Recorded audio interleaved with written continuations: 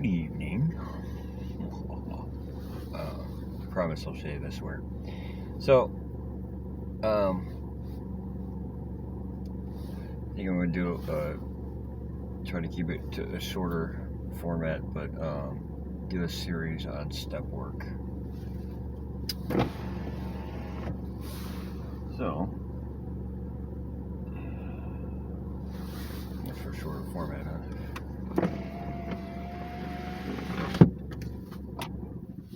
That's a little better.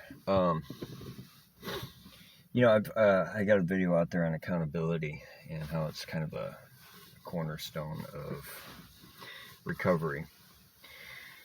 I've been thinking a lot about that, and it is. The one thing I don't like about the word accountability is it has a certain negative connotation to it, as it should. Accountability also means responsible or responsibility. So I'm going to choose a better word. I'm going to choose ownership. So, step one, we came to realize that we were powerless over insert coping mechanism, method of escape, drug, alcohol, sex, work, gambling. That we were powerless over,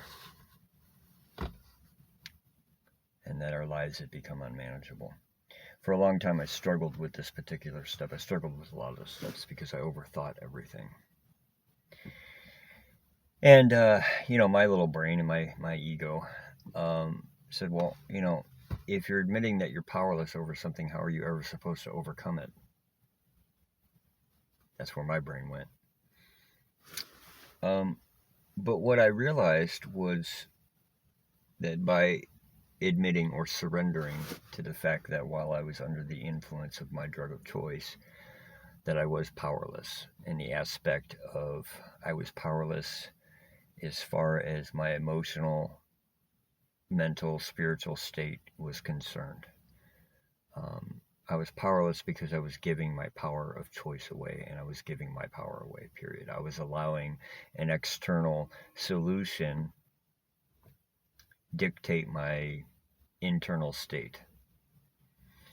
And that, in a nutshell, is what addiction is, whether it be codependencies, which most addicts do have codependency issues as well, or, substance abuse addiction, or gambling, or a workaholic, or sex, or, whatever.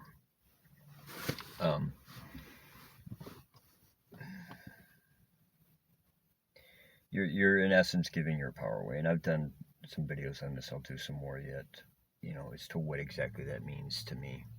But what I realized was by admitting to myself that I was powerless over my drug of choice while I was under the influence of my drug of choice, and even for a short time after that, by admitting to that, it actually empowered me and gave me back the power of choice.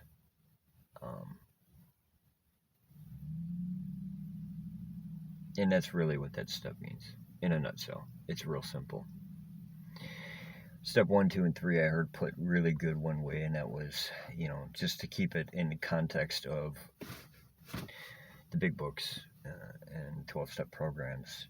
Step 1, 2, and 3 are, admitting that you're powerless over whatever, that your life had become unmanageable, that a power greater than you can restore you to sanity and heal you, basically. And then the willingness to allow them to do so. So it's real simple. I can't. My higher power can, and I'm going to allow it. And it's really that simple. It really is. The hard part is getting to the point where you make the decision to surrender to that particular process or that step.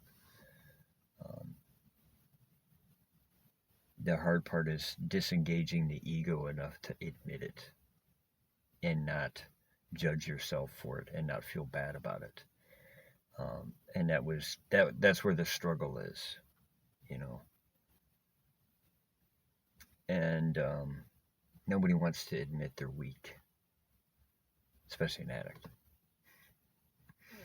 or an alcoholic or a sex addict or, whatever. ironically, one of the most empowering and strongest things you can do is admit that. Take strength and encouragement from being able to admit and surrender to that.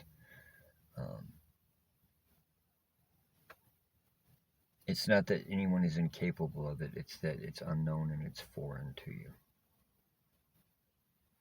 Just because you made bad choices doesn't make you a bad person. Remember that. So that's my quick lesson on step 1.